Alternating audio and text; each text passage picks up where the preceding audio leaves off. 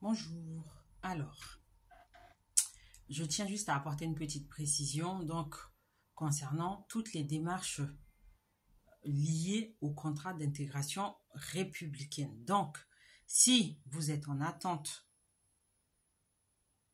de l'examen linguistique, si vous êtes en attente de la formation civique de 4 jours, si vous avez déposé un dossier de regroupement familial, que votre dossier est complet, et que vous n'avez toujours pas de réponse de la part de l'OFI depuis au moins 6 mois, je précise depuis au moins 6 mois, et que vous souhaitez être accompagné, à ce moment-là, je vous invite à aller sur ma page, à récupérer mon adresse mail professionnelle et à me contacter via ce canal-là. Donc, les commentaires que vous laissez sur les vidéos, j'y réponds rapidement, mais c'est de façon globale.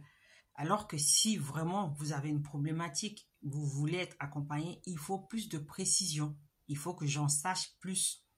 Donc, à ce moment-là, prenez mon adresse mail, envoyez-moi votre message. Il y a une équipe qui va vous répondre, d'accord? Ce sera dans un premier temps un mail de confirmation, de réception de votre message. Ensuite, on va vous envoyer un devis.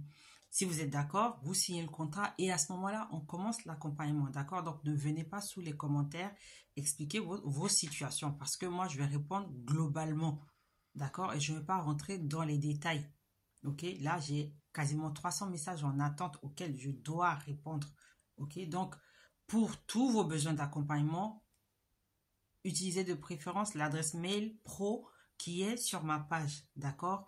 Voilà pour cette petite précision. Ensuite, concernant la régularisation par le travail, ok, sachez que 2 conditions doivent être réunies avant de déposer votre dossier auprès de la préfecture, d'accord?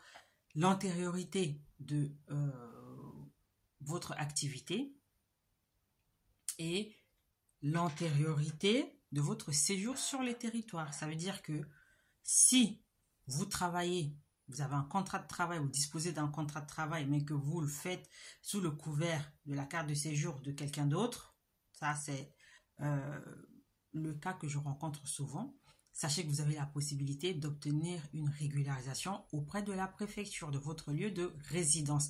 Cela signifie que grâce à votre contrat de travail, à vos fiches de paye, vous pouvez obtenir une carte de séjour à votre nom. Mais 2 conditions doivent être respectées. D'abord, votre séjour sur le territoire. Il faut résider un certain temps sur le territoire. Et il faut que ce contrat de travail ait une certaine durée, une certaine validité. C'est-à-dire que si vous êtes arrivé en France le mois dernier, que vous avez un contrat de travail, vous ne pouvez pas obtenir de régularisation. 2 conditions doivent être respectées, mais ça, c'est selon la situation de chaque personne. Et c'est pour ça qu'il faut aller en profondeur. Donc, je vous donne les informations globales. Après, c'est à vous de voir si cela correspond au cas que vous vivez actuellement, d'accord? Donc, sachez que dans cette procédure de régularisation par le travail, il y a des catégories qui sont exclues, d'accord, qui en sont exclues. Il s'agit des travailleurs saisonniers, des auto-entrepreneurs, tout ce qu'on voit ici sur Internet. La majorité sont des femmes qui font des ventes en ligne sans forcément déclarer l'activité, ou même si elles déclarent l'activité sous le statut d'auto-entrepreneuse, sachez que cela n'entre pas en ligne de compte pour obtenir une régularisation. C'est exclu. Il en va de même pour les travailleurs saisonniers, ceux qui sont embauchés pour faire de la vendange, par exemple, sont exclus de cette procédure-là.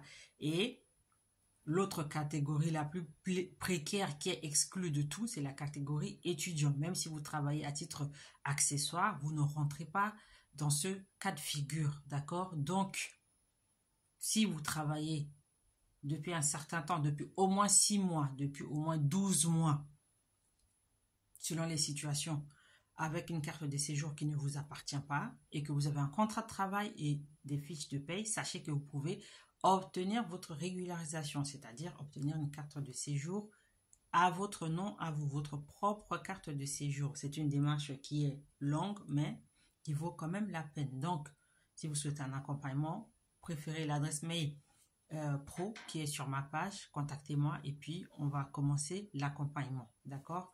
Voilà pour cette info concernant la régularisation. Ensuite, la troisième chose que je voulais dire, c'est que les étrangers en France, sachez que votre bestie, c'est le juge des référés.